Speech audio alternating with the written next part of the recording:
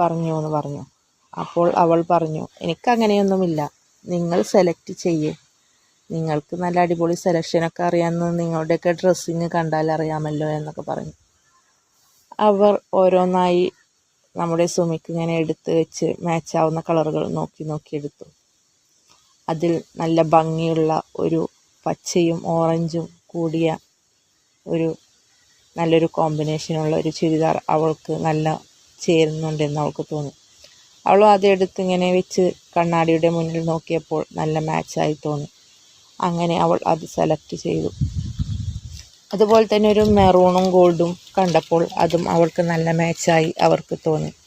അതും വെച്ച് നോക്കിയപ്പോൾ നല്ല ഭംഗിയുണ്ട് അവൾക്ക്. തട്ടമെല്ലാം തലയിലിട്ട് നോക്കിയപ്പോൾ അവളുടെ വെളുത്ത മുഖത്തിന് നല്ല മാച്ചായി തോന്നി.